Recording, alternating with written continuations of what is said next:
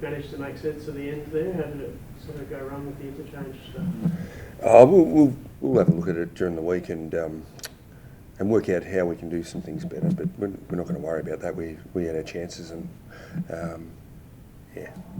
so we'll just have a look at it and review it and see if we can get better. What did you make of the performance overall? Because you managed to get in front and then obviously cost up the last few goals.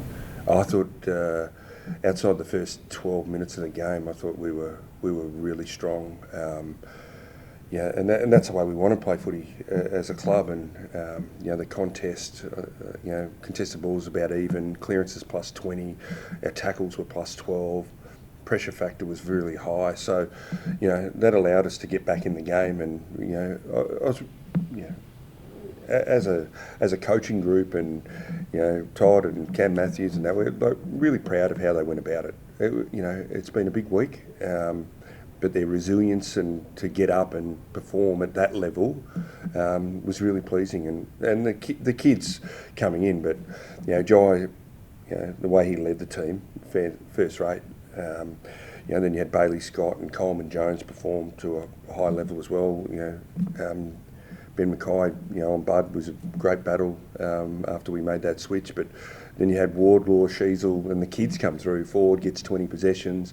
Spicer looks, really lively. So when you think, these kids have played, I think there's 5 of them that have played 10 games or under. It's pretty exciting, and to see how we went about it today was a real step forward. We're disappointed we didn't win. That's what you play footy for, but we're pretty proud of how they went about it. What was the feeling in the rooms, given the way that the game finished, losing that goal in the last half a minute, being heartbroken sort of finish? Yeah, I think there was disappointment. You can see it on their face, but the bit is, you're going to play, if you play this way and, you're going to make it a contest for the opposition, you're going to win some, lose some. And we're going to put ourselves in more winning positions if we can keep up that sort of footy and give ourselves a chance. And sometimes you don't win. But for our group, it was the way they went about it. Yeah. Do you get any warnings, Brett, from... Sorry? Do you get any warnings from staff on the bench, AFL staff, or whatever it is, that you are nearing the cut, or you're at the cut with 75 in the channels? Sheasel and Wardlaw, what do you like out of their games? I just like how George went about it and how his attack on the ball and how brave he was. He really set the scene in there early in the game about how he wanted to go about it, and even the one he gets cleaned up where he goes backwards. It's sort of like he's a brave kid, and he doesn't rely on others giving him the ball. He goes and gets it himself. So that was a great first up performance. But Sheasel's played really solid footy for us all year, very creative and uses the ball so well. So just to have him, those two working together, is pretty exciting. Good mates, and now they get to play together. Paul Curtis, has he channeled his inner Dustin Martin with that goal in the first quarter? Did Yeah. he need to kick it? I don't know.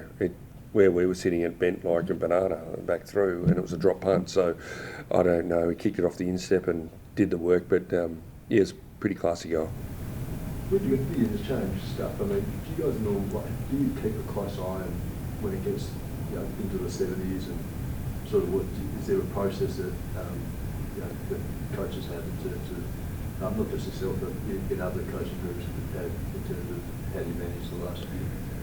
Now, there's sometimes a chat about we're getting close with the rotations, but there's nothing from a senior coach's point of view that I'm looking at the interchanges. There's so much going on in the game, so no, we just leave that to the bench.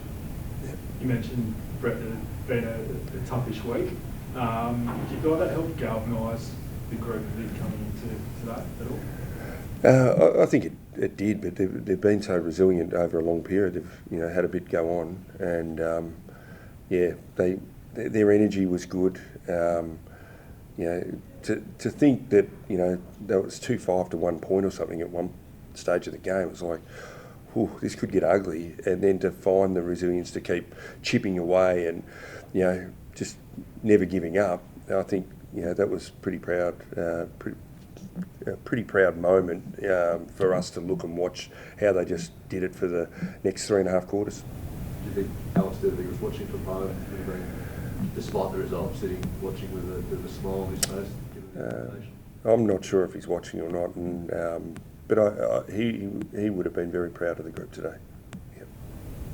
Tarrant Thomas played VFL again today. Is there any chance he plays AFL next week? Yeah, he will come into calculations this week, so we'll have the discussion at match committee, and we'll just see if he's ready and where it sits from a club point of view as well.